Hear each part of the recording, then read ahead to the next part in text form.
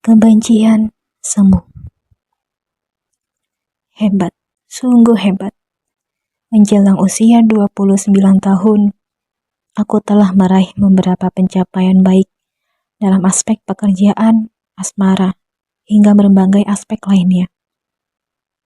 Sulit rasanya mempercayai dialog yang baru saja terjadi di ruangan si kepala telur siang tadi. Bapak memecat saya. Pria berkepala telur itu merapatkan bibir dan mengangguk satu kali. Saya tidak memiliki pilihan lain, Raka.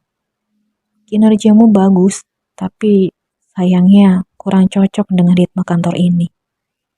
Nah, silakan kalian simpulkan sendiri apakah kata hebat yang kusebutkan memiliki majas ironi atau tidak.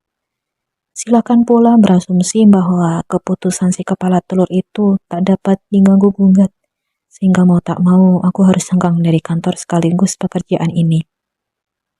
Pengalaman bekerja selama 3 tahun seolah tak berarti. Raka yang hebat, apalagi yang bisa kau perbuat?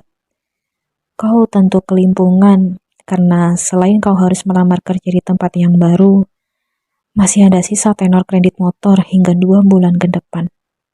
Kalau kau tak kunjung melunasinya, ingatkah kau akan kemungkinan terburuk yang ada? Duh, menurut buku yang kubaca, self-talk atau berbicara pada diri sendiri cukup dianjurkan. Hanya saja, aku tak tahu apakah aku terlalu sering self-talk. Pokoknya begitulah. Aku sampai beberapa kali nyaris menabrak kendaraan lain di jalanan. Maki-maki saja diriku sepuasnya, pengguna jalanan. Rasanya lucu juga dicaci maki oleh orang-orang yang tidak mengetahui namaku. Kalau kau bisa mengkredit motor, seharusnya kau bisa mengkredit mobil juga, ujar seseorang pekan lalu. Kalau itu lain lagi, meski bukan makian, tetap saja bagiku itu bentuk penghinaan. Apesnya, kalimat tersebut terlontar dari mulut Salma. Gadis yang kukira akan menjadi support system utama dalam hidupku. Persetan support system. Persetan juga dengan sistem patriarki. Seandainya aku ditanya pencapaian apa yang telah kuperoleh di usia menjelang kepala 3 ini, aku akan menjawab dengan santai. Mencapai keterpurukan. Masih segar di ingatanku bayangan diriku sendiri di usia kepala 3. Cicilan motor lunas, ijab kabul serta resepsi pernikahan di depan mata, serta patungan membayar cicilan kredit pemilikan rumah dengan pasangan berjalan lancar. Wah, manis sekali. Namanya juga ilusi. Hanya saja aku sama sekali tak menyangka realita akan bertolak belakang begini. Boro-boro setengah ilusi, mendapat 1%-nya pun tidak. Jadi, buat apa merayakan ulang tahunku esok hari? Ini hari yang amat bagus. Sekali lagi dalam majas ironi, untuk merayakan kegagalan, keterpurukan. Terserah dong mau merayakan hal jelek sekalipun. Toh ini hidupku. Seandainya ini adegan film, si tokoh yang tengah merasa nestapa mungkin menghabiskan malam dalam dunia gemerlap dilengkapi gelas loki berisi minuman berwarna. Versiku sih sederhana saja. 1 bungkus rokok, kopi saset, earphone, serta musik eskapisme. Maksudku aliran soft rock. Hembusan pertama. Legahnya. Tak pernah aku memperhatikan liukan asap dari batang berwarna putih beraksen coklat ini sebelumnya. Lekukannya mengingatkanku pada tubuh Salma. Oh, sial. Tidak, bukan dia. Huruf S? Bukan.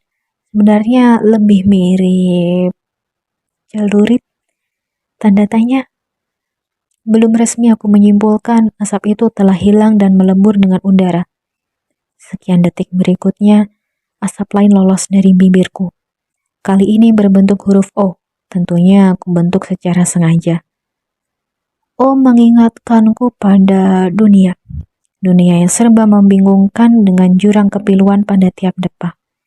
Dunia berupa asap yang kubayangkan di dalamnya berisi manusia-manusia seperti Salma dan juga si kepala telur. Dunia yang kubenci. Kali ini, sebelum dunia tersebut menghilang terbawa angin malam di luar jendela, ku tepis seraya berkata melalui sela-sela gigi, "Enyahlah." Baiklah, setidaknya pagi ini aku bisa bangun lebih siang.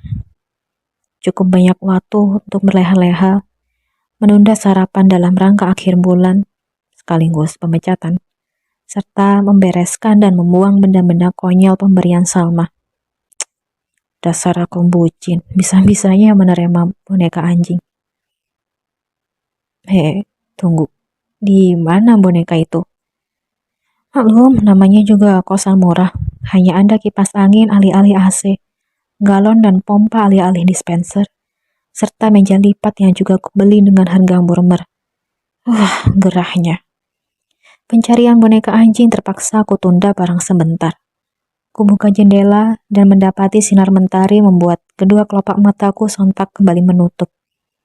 Mungkin kalian bertanya, kenapa aku tak terlalu memusingkan biaya indekos di sini? Jawabannya adalah karena minggu lalu aku baru saja membenarkan laptop Pak Rusli, sang pemilik indekos ini. Aku toh tak memasang tarif, tapi coba tebak, apa imbalannya? Aku dibebaskan biaya sewa selama 2 bulan lamanya. Lumayan. Sebagai penghuni bangunan yang terletak di lokasi strategis, suara-suara seperti sapu lidi menyapu dedanan kering di teras rumah, orang-orang saling sapa, atau senda gurau merupakan hal yang lumrah. Pagi ini lain, aku sama sekali tak melihat keberadaan manusia. Yono, Maul, Haris, aku memanggil teman-teman di unit lain. Tidak ada jawaban. Mereka mahasiswa yang sejauh ku tahu memiliki jadwal lebih longgar. Ada apa ini? Tanpa pikir panjang, aku menghambur ke lantai bawah dan kembali mendapati dedaunan kering masih berserakan di teras rumah berbakar coklat. Heran, bukankah biasanya seorang wanita paruh baya menyapu di sana setiap pukul 6 pagi? Ini bahkan sudah hampir pukul 9. Halo? Halo? Aku memanggil siapapun yang sudi membalas sapaanku. Adakah suatu peristiwa penting yang kulewatkan? Kemana orang-orang? Tidak ada satu orang pun. Bahkan beberapa gerobak jualan tampak tak bertuan. Tenang, Raka. Tenang. Ini pasti mimpi. Di mimpi ini aku seorang diri. Ya, kan? Seolah tak setuju, jantungku memompa 2 kali lebih cepat. Napasku memburu, ku tampar kedua pipiku. Au, sakitnya terasa nyata. Baiklah, kesimpulan pertama ini bukan mimpi. Atau mimpi yang terlampau nyata. Aku menggeleng-gelengkan kepala. Ini semua terlalu membingungkan. Ini semua serba memusingkan bagi otakku yang kapasitasnya. Selamat ulang tahun, Raka. Perlahan aku berhasil menjaga keseimbangan tubuh. Pandanganku tak lagi kabur. Irama napasku mulai teratur. Perlu beberapa sekon lamanya hingga aku dapat mencerna. Iya, ini hari ulang tahunku ya. Terima kasih banyak. Aku lantas menegakkan tubuh dan menolehkan kepala. Aku benar-benar tak tahu diri kalau seandainya tak sungguh-sungguh menghargai ucapannya. Bukankah sangat spesial bila seseorang anjing? Aku terperanjat. Bukan, itu bukan magian. Kukira aku akan berhadapan dengan seseorang, tapi nyatanya hanya ada seekor anjing pundel berwarna coklat dalam jarak pandangku. Berarti yang baru saja mengucapkan selamat ulang tahun. Ya, aku yang bicara padamu, Raka. Maaf sudah mengenjatkanmu, Oke, sekarang bagian tubuh mana yang perlu kucubit? Aku baru hendak membuka mulut ketika menyadari ukuran tubuh serta warna anjing ini. Oh, Tuhan. Baiklah, kuakui aku mengingat Tuhan hanya di saat-saat genting. Merasa hampir kembali kehilangan keseimbangan, aku menempatkan bokong pada tepian trotoar. Ada apa, Raka? Kau butuh bantuan? Kedua mata lawan bicaraku membulat. Telinganya sedikit menegap, mengisyaratkan kekhawatiran yang menghangatkan perasaanku barang sejenak. Aku butuh jawaban. Seakan menunggu, anjing itu tetap menatapku di manik mata. Kau boneka anjing yang kucari kan? Seakan merasa lega, ia kembali menggoyangkan ekornya. Telinga hewan itu tampak lebih luas dibanding sebelumnya. Aku tidak tahu kau mencariku. Kupikir kau mulai membenciku. Aku mengangkat bahu. Aku tidak membencimu. Pokoknya aku dan Salma putus. Kau mau kembali padanya atau tidak? Tanyaku mengingat ia merupakan hadiah ulang tahun dari Salma di hari ultahku tahun lalu. Kurasa tidak perlu Bukan itu alasan aku ada di sini. Lalu, apa? Tanyaku penuh harap. Loh, kupikir kau tahu. Semalam seingatku kau berkata, "Nyahlah." Dan sejak saat itu aku merasa diriku benar-benar hidup. Aku bisa menggerakkan tubuhku. Ia mengibaskan ekornya lagi. Hah, nyah. Semalam. Kedua mataku membulat. Sial, aku semalam meminta agar seluruh manusia dilenyapkan. Sial, sial, sial. Aku mencengkeram rambut lepekku. Permintaanku malam tadi sungguh terkabul. Tunggu, kalau memang tidak ada manusia lain, berarti tidak ada aturan, tidak ada hukum. Aku boleh mengebut di jalanan dan makan makanan di gerai manapun. Kudapati diriku melompat-lompat penuh kegirangan. Aku bebas, aku terlepas dari belenggu. Tanpa pikir panjang, aku meninggalkan hewan itu dan bersiap untuk melanjutkan kuda besiku ke sebuah toko. Baiklah, sebenarnya ke beberapa toko, tidak ada penjagaan, tidak ada pengawasan. Ku ambil sebanyak makanan yang ku bisa, berusaha memutuskan menu sarapan terenak. Mie, sereal, bubur instan. Sekitar 3 jam kemudian, aku mengenakan pakaian baru selepas mandi di hotel terdekat. Sungguh tidak ada manusia lain. Aku benar-benar seperti terlahir bak manusia baru. Tiada lagi kaos omblong, sandal jepit, serta celana mele. Parfumku setara konglomerat, gayaku ala aristokrat. Wah, surga dunia. Sudah puas? Tanya si pudel. Aku kembali terperanjat. Mungkinkah dia menyusulku sejauh itu? Ku yakin posisiku 6 kilometer jauhnya dari kawasan Indekos. Ada yang harus kita lakukan? Sebuah misi? Aku bertanya seraya menyisir rambut di depan kaca toko sebuah mall. Kubentuk sebelah tanganku seperti pistol. Siu, siu. Sejenak aku menirukan adegan dalam film fiksi. Tapi si pundel menatapku hambar. Lagi pula sebenarnya Raka versi bucin dan Salma telah menyepakati sebuah nama untuk anjing satu ini. Tapi kini aku memutuskan untuk tidak menggunakannya. Ikut aku, ajaknya. Aku mengembuskan napas sebelum melangkah dengan gontai. Apa sih yang ia inginkan? Pertanyaan yang tepat, bukan apa yang kuinginkan, tapi apa yang perlu kau lihat. Oke, si pundel bisa membaca pikiranku juga nih.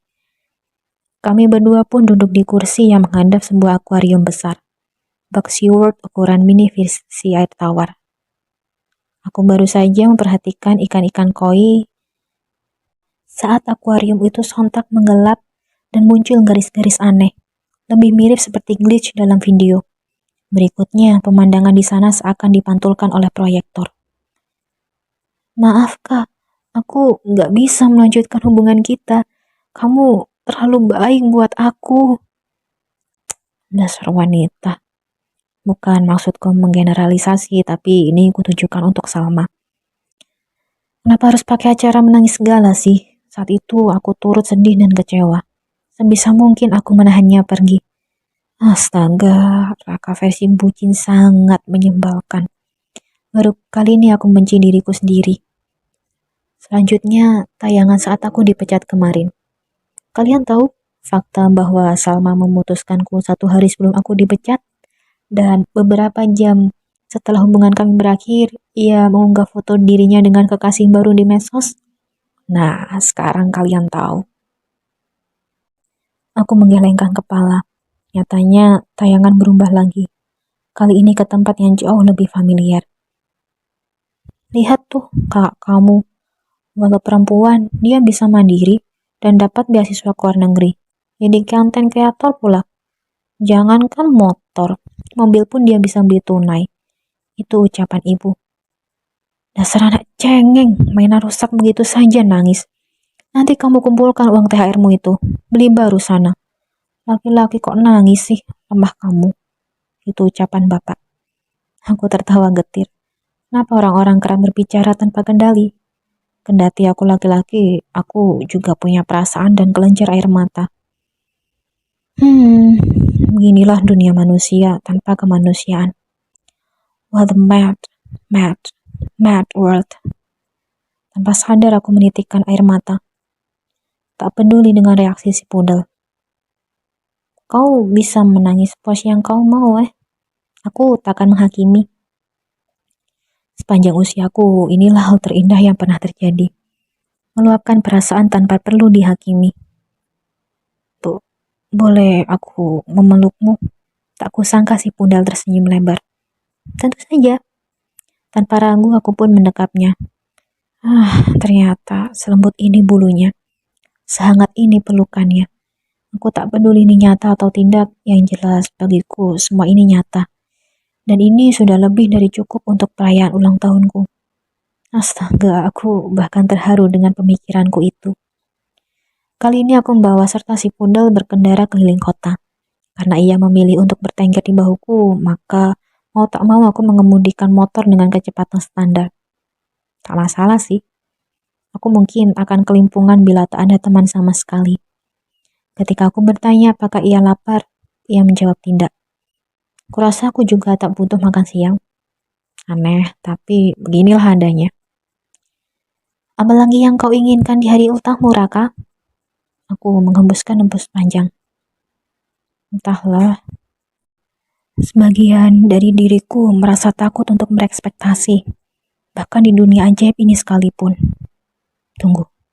Kalimat itu keluar dari mulut seorang Raka Fauzan. Wah, sungguh sesuatu di luar dugaan. Tapi memang benar. Aku merasa kemanapun aku membawa ekspektasi, kekecewaan senantiasa mengikuti. Mari berandai-andai sedikit. Dunia seperti apa yang kau inginkan ketika semua hal kembali normal? Itu bahkan pertanyaan yang tak bisa langsung kujawab. Perlu beberapa menit hingga aku kembali berucap. Dunia di mana orang-orang tidak memedulikanku.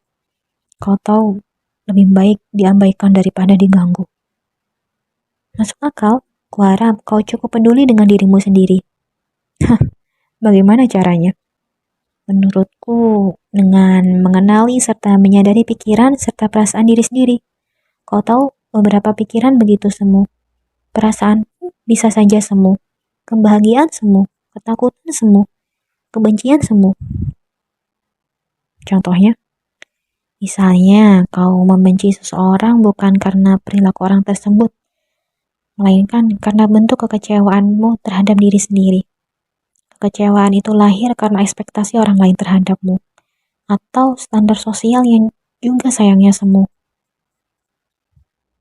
Aku menelan ludah bersamaan dengan kedua roda motorku yang berderjit akibat rem yang cukup mendadak. Seakan dapat memprediksi, si pudel membungkuk dan perlahan kembali menegakkan tubuh. Kebencian pada orang-orang di sekitarku semu. Kebencianku pada dunia juga semu. Aku menolehkan kepala dengan cepat. Renata? Kaukah itu? Siapa Renata, Tanya si pudel. Maaf, lupakan saja. Aku lantas pendeham. Pudel, kau tahu bagaimana caranya kita kembali ke dunia normal? Loh, kau memohon saja lagi, seperti biasa. Aku menarik napas panjang dan memejamkan mata rapat-rapat. Tuhan, aku ingin semuanya segera kembali normal. Masih sepi. Aku bahkan bisa mendengar suara napasku sendiri. Pudel lantas memberiku saran. Sebaiknya kau tidak menggunakan kata segera. Memohonlah sepenuh hati tanpa menuntut, Raka. Benar juga, seperti halnya semalam. Kembali aku memejamkan mata. Tuhan, aku ingin semuanya kembali normal. Kumohon, aku akui, kebencianku pada dunia sangatlah semu. Kebencianku selama ini pada kakak perempuanku, Renata, pun semu. Kumohon, berilah aku kesempatan untuk berterima kasih padanya. Biarkan aku berterima kasih pada orang-orang yang di di di hei, maju. Kau mau mati ya? Duh, kok malah bengong? Makian, tak pernah aku merasa sesenang ini karena telah dicaci maki. Senang di sini bukan dalam konteks ironi, tapi aku memang senang. Ini artinya semua telah kembali normal. Kupacu kuda besiku menuju bangunan yang selama beberapa tahun terakhir aku huni. Dedaunan kering telah disapu. Lalu lintas kembali agak padat. Setelan pakaian baruku masih kukenakan, walau bagiku warnanya sedikit pudar. Aku tidak peduli, yang penting aku dapat segera meraih ponselku. Pudel, pudel, aku menggigit bibir. Sesuatu terkulai lemas di bahuku dan itu memang si pudel.